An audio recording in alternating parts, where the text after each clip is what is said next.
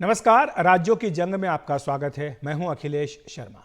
5 राज्यों के विधानसभा चुनाव की मतगणना 3 दिसंबर को होगी, लेकिन उससे पहले आए एग्जिट पोल ने राजनीतिक चर्चा का मंच तैयार जरूर कर दिया है। हर पार्टी अपनी सुविधानुसार एग्जिट पोल को स्वीकार या फिर खारिज कर रही है। एग्जिट पोल्स पर यकीन करें तो कांग्रेस और बीजेपी के बीच मध्य प्रदेश में कड़ी टक्कर है। हम आपको 8 एग्जिट पोल बता रहे हैं, जिनमें आधे बीजेपी की सरकार बना रहे हैं तो आधे कांग्रेस की सरकार बना रहे हैं। बीजेपी के पक्ष में जो एग्जिट पोल हैं, पहले उन पर एक बार नजर डाल लेते हैं। यह है India Today Axis My India poll, जो कि बीजेपी को 140 से 162 सीटें दे रहा है, यानी बम्पर बहुमत बीजेपी को मिलने की भविष्यवाणी कर रहा है, जबकि कांग्रेस को केवल 68 से 90 सीटें देने की भविष्यवाणी India Today Axis My India poll कर रहा है। और आपको बता दूं कि ये वो पोल है जिसकी एक्यूरेसी के बारे में दावा किया जाता है कि ये 90% से भी ऊपर इसकी एक्यूरेसी रहती है। वहीं इंडिया टीवी CNX जो पोल है, ये बीजेपी को 140 से 159 सीटें दे रहा है, जबकि कांग्रेस को 70 से 79 सीटें दे रहा है। वहीं न्यूज़ 24 इंडियाज चाणक्य के मुताबिक बीजेपी को 151 सीटें मिल रही हैं, जबकि कांग्रेस को केवल 74 सीटें। और वहीं रिपब्लिक टीवी मैट्रिस बीजेपी को 118 से 130 सीटें दे रहा है और कांग्रेस को 97 से 107 सीटें दे रहा है।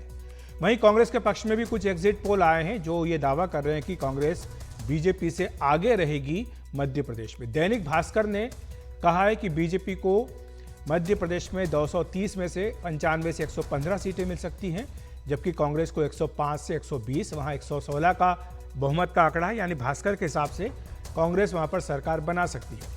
जन की बात बीजेपी को 100 से 123 सीटें दे रहा है और कांग्रेस को 102 से 125 सीटें दे रहा है, यानी ये भी कह रहा है कि कांग्रेस आगे भी रहेगी और साथ ही सरकार भी बन सकती है। हालांकि जो रेंज है आप देखिए, 23 सीटों की रेंज है, काफ़ी लंबी रेंज है।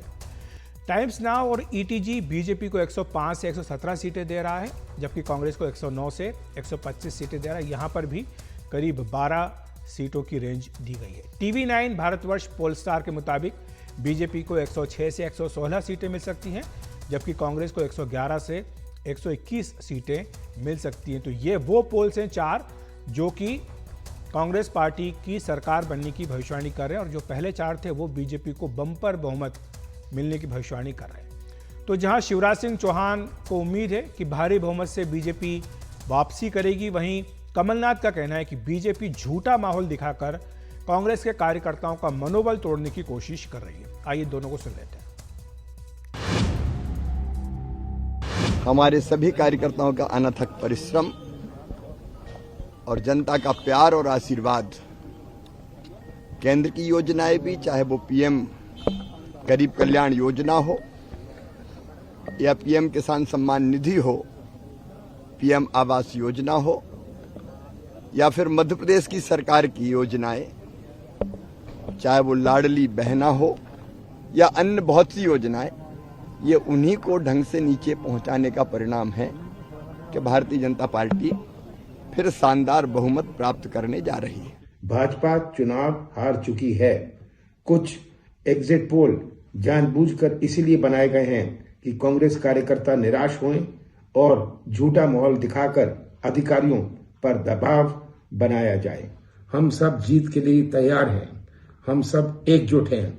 आपको कोई भी समस्या लगती है तो आप सीधे मुझसे बात करें या PCC में 3 दिसंबर को फोन करें, मैं पूरे समय में रहूंगा। 3 दिसंबर को कांग्रेस पार्टी की सरकार बन रही है। तो एक तरफ कमल है, दूसरी तरफ कमलनाथ है। तो मध्य प्रदेश में क्या होगा? एग्जिट पोल जो है वो खुद भी मिलीजुली भविष्यवाणी कर रहे हैं। चर्चा करने के लिए हमारे साथ 2 बेहद खास मेहमान मौजूद हैं। अमिताभ तिवारी जी, राजनीतिक विश्लेषक, साथ ही गिरिजा शंकर जी भोपाल से हमारे साथ जुड़ रहे हैं, वरिष्ठ पत्रकार। आप दोनों का बहुत बहुत स्वागत है NDTV इंडिया पर। गिरिजा शंकर जी, सबसे पहले आप ही के पास आऊँगा। जो बातें कह रहे हैं 4 पोल बीजेपी की जीत की, एक तो उस आंकड़े को बोल रहा है जो 2003 में भारी बहुमत बीजेपी को 2/3 से भी ज़्यादा मिला था, उसकी बात कर रहे हैं। क्या आपको ये लगा वहां पर कि इस तरह का अंडर करंट है या इस तरह का माहौल है बीजेपी का कि सत्ता में इतने समय तक रहने के बाद भी इतने बड़े बहुमत के साथ वापसी कर रही हो? देखिए, इन एग्जिट पोल्स में जो दोनों तरफ के एग्जिट पोल, कांग्रेस जो सरकार जो बना रहे हैं या बीजेपी की जो बना रहे हैं, 2 बातें उभर के आती है। एक तो इनकी जो सीटों का रेंज है वो काफी लंबा है, काफी बड़ा रेंज है। इसका मतलब ये है कि सारे एग्जिट पोल में ये बात निकल के आ रही है कि बहुत सारी सीटों पर दोनों पार्टियों के बीच में कांटे का संघर्ष है, और इसीलिए इनका रेंज सीटों का बहुत अधिक है। ये कांटे की जो टक्कर जहां पर है, वो सीटें किस तरफ जाएंगी, ये मेरे ख्याल से ठीक ठीक जो एग्जिट पोल जो है वो भी नहीं बता पा रहा है। जी। दूसरी बात जो है, 20 साल या 18 साल की बीजेपी की सरकार के बाद जो एग्जिट पोल हैं, वो दोनों ही एग्जिट पोल ये दिखाते हैं कि सरकार या मुख्यमंत्री के खिलाफ एंटी इनकम्बेंसी जैसा कुछ नहीं है। जो कांग्रेस की सरकार बना रहे हैं वो भी बीजेपी को लगभग 90 से 100 सीट के ऊपर दे रहे हैं, और जो बीजेपी की सरकार बना रहे हैं वो तो एक तरफ है ही है। तो ऐसा लगता है कि ये चूंकि चुनाव बिना किसी मुद्दे के मुद्दा विहीन चुनाव था, तो किसी के लिए भी ये अनुमान लगाना बहुत मुश्किल हो जाता है ऐसे में कि मतदाताओं का रुख किस तरफ है। लेकिन एक बात बिल्कुल ठीक सही है कि कांटे की जी। टक्कर वाली सीटें जो हैं वो काफी कुछ इन आंकड़ों को बदल देंगी, ऐसा लगता है। जो बात आप कह रहे हैं जोर देकर के गिरिजा शंकर जी, कांटे की टक्कर, उसके आंकड़े मेरे पास हैं पिछले विधानसभा चुनाव के। 37 सीटें अमिताभ जी ऐसी थी जहां पर कि 2.5% से कम का मार्जिन ऑफ विक्ट्री था, तो जीत का अंतर 2.5% से कम था। इन 37 में से 20 सीटें बीजेपी ने और 17 सीटें कांग्रेस पार्टी ने जीती थी। तो ये अपने आप में दिखा रहा है कि किस तरह से कांटे की टक्कर इन सीटों पर थी। आपको लगता है ये एक फैक्टर हो सकता है, क्योंकि जो एग्जिट पोल है उनकी रेंज बहुत बड़ी है। मैं आपको बताऊं, India Today Axis My India 140 से 162 यानी 22 सीटों की रेंज आप दे रहे हैं, तो 22 सीटों में तो काफ़ी कुछ हो सकता है। जी, रेंज बहुत बड़ा दे रहे हैं। ये प्रैक्टिस शुरू हो गया है एग्जिट पोल्स और ओपिनियन पोल्स में, ताकि थोड़ा सेफ खेलते हैं वो लोग कि किसी न किसी रेंज में बैठे। ठीक है, रेंज बढ़ा दे रहे हैं। कांटे की टक्कर की चुनाव है तो एग्जिट पोल भी कांटे की टक्कर बता रहे हैं। 4 कह रहे हैं कि जीतेंगे, 4 कह रहे हैं कि कांग्रेस जीतेंगे, 4 कह रही है बीजेपी। टाई है, 50-50 चल रहा है। अगर हम देखें जो एग्जिट पोल्स कांग्रेस पार्टी को कह रहे हैं जीतेगी, हाईएस्ट है 125 सीट कांग्रेस की, हाँ। और लोएस्ट है बीजेपी की 95। इसके कारण है, और जहां बीजेपी जीत रही है 160 है हाईएस्ट, और कांग्रेस की आई थिंक 70-80 के करीब है। जी। कांग्रेस पार्टी वहां 20 साल से नहीं है, इसकी वजह से स्ट्रक्चरली कमजोर है, क्योंकि ऑर्गेनाइजेशन तो खास पार्टी का बचा नहीं है जब तक कमलनाथ वापस नहीं आए। 74 सीटें हैं जो पार्टी पिछले 3 चुनाव में जीती ही नहीं है। तो अगर 230 में से 74 माइनस कर दिया जाए तो लगभग 160, 155, 160 होता है। कांग्रेस पार्टी को 116 सीटें इन 160 में से जीतनी है, इसीलिए उसका जो अपर एंड है वो 120, 25, 30 के ऊपर कोई नहीं कह रहा।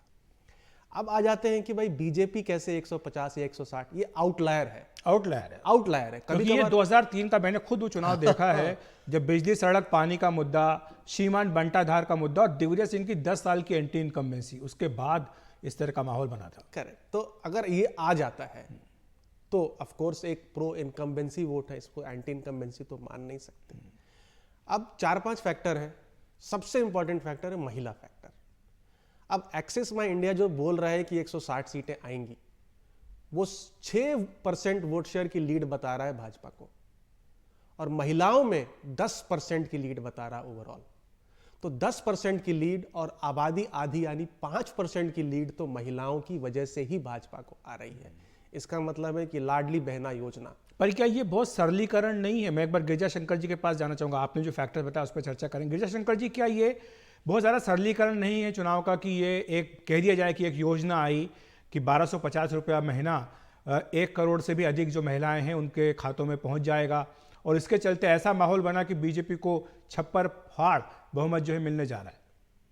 मैं ऐसा नहीं मानता। दरअसल लाडली बहना योजना जो है उसका लाभ बीजेपी को जरूर मिला होगा, और दरअसल देखा जाए तो इस चुनाव में जहां कोई मुद्दे थे नहीं दोनों पार्टियों के पास, तो लाडली बहना योजना ही चुनाव का मुद्दा बन गई, और फिर उसके बाद दोनों पार्टियां एक से एक के बाद एक बढ़कर इस तरह की योजनाएं और इस तरह के वादे और इस तरह की घोषणाएं करते रहे। लेकिन जो मुझे लगता है जो जिस तरह के इलेक्शन इस तरह के होते हैं उसमें चेहरे ज्यादा महत्वपूर्ण हो जाते हैं मुद्दों के बजाय। शिवराज सिंह का चेहरा बहुत जाना पहचाना चेहरा है मध्य प्रदेश के लोगों के लिए, और कमलनाथ का चेहरा उतना जाना पहचाना या उतना स्वीकार नहीं है। तो चेहरे का भी एक असर हुआ होगा। दूसरा आप देखेंगे कि कांग्रेस का चुनाव प्रचार जो है उसमें कोई नयापन या कोई एग्रेशन नहीं था, जबकि बीजेपी ने अपने चुनाव प्रचार में, चुनाव रणनीति में कई तरह के प्रयोग किए। और आखिरी दौर में जो आप देखेंगे कि जिस तरह से मुख्यमंत्री ने एक दिन में 12-15 विधानसभाओं में जाकर सभाएं करना और उन सभाओं में अपनी योजनाओं की बात करना, यहाँ तक कि दिवाली और धनतेरस के दिन भी उन्होंने चुनावी सभा की और लोग वहां आए। तो एक बड़ा कारण ये हो सकता है कि कुछ एज बीजेपी को मिला हो। लेकिन अमिताभ जी, जहां तक चेहरे की बात है, गिरिजा शंकर जी कह रहे हैं कि शिवराज सिंह चौहान के चेहरे पर, लोकप्रियता पर भी लोगों ने भरोसा किया, लेकिन बीजेपी ने अपनी ओर से उनका नाम या चेहरा प्रोजेक्ट नहीं किया था। एक सामूहिक नेतृत्व में बीजेपी वहां उतरी थी और जो नारा भी दिया था पीएम मोदी की, एक के बाद एक वहां पर सभाएं हुई, उनके बड़े रोड शो हुए, और जो बात उनकी ओर से भी कही गई कि एमपी के दिल में क्या है मोदी, तो वो मोदी जी के चेहरे पर, मोदी जी के नाम पर, उनके काम पर बीजेपी ज़्यादा फोकस कर रही थी, बजाय इसके कि शिवराज सिंह चौहान को प्राथमिकता दी जाए।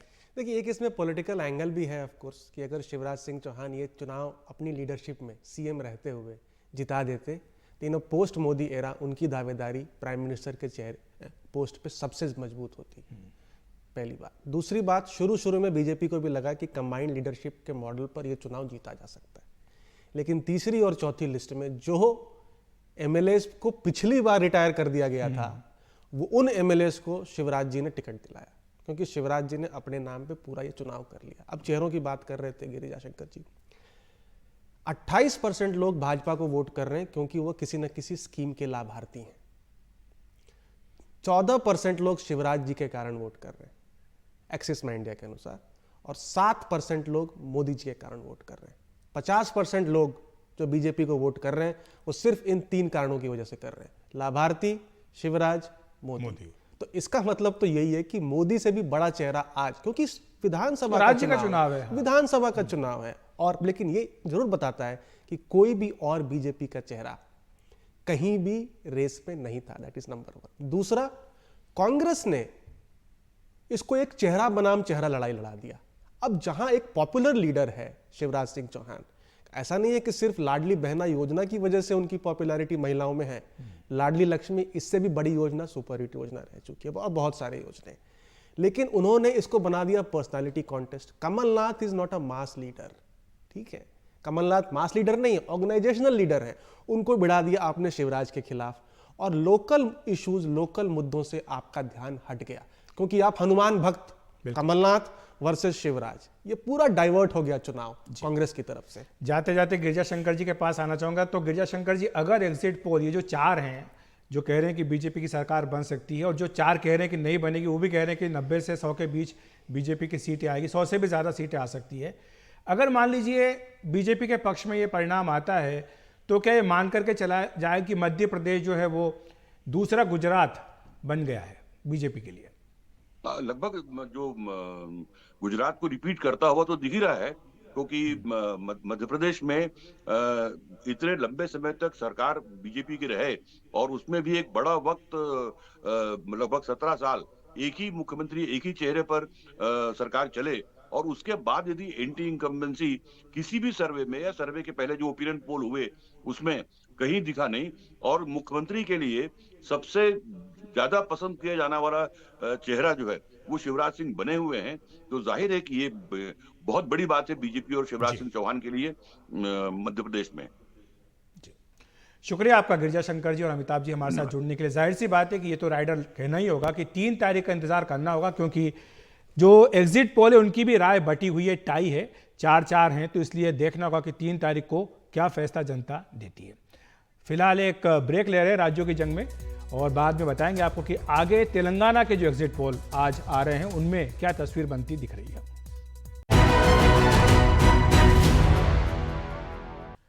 बात कर लेते हैं राजस्थान की, जहां पिछले 3 दशक की अगर बात करें तो कोई भी सरकार लगातार दूसरी बार वापस नहीं आई है, और एग्जिट पोल भी यही कह रहे हैं कि इस बार भी यह परंपरा बनी रह सकती है। जहां बीजेपी एग्जिट पोल से खुश है, वहीं कांग्रेस कह रही है कि रिवाज बदलेगा, राज नहीं। 24 घंटे का समय शेष बचा है, सरकार मत की पेटी से पैदा हो जाएगी। मेरा अनुभव भी है और मेरा दावा भी है, कांग्रेस की शर्मनाक हार होगी, सत्ताविहीन हो जाएगी कांग्रेस। इनके सारे दावे खोखले साबित होंगे।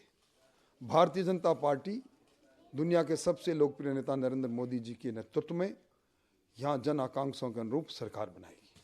तो मतपत्र में यदि आप मान लेना 150 प्लस हम कर गए तो फिर सरकार हम बनाएंगे, क्योंकि मतपत्र कर्मचारी खोलेगा और कर्मचारियों को सबको ओपीएस मिला है। ओपीएस में 12,000 से सीधे 48,000 रुपये हो गए। पैसे का फायदा हो रहा है कर्मचारी को, तो वो कहेगा हमें पैसे नहीं चाहिए महंगाई के युग में, और बीजेपी को वोट दे देगा। तो मुझे लग रहा है यदि कर्मचारियों ने और योजनाओं के नाम पर हमें वोट मिला तो हमारी सरकार बनी जाएगी। तो सबके अपने अपने दावे हैं, लेकिन इसके दावों पर परख जो है वो 3 तारीख को ही होगी। तो राज्यों की जंग में फिलहाल इतना ही। नमस्कार।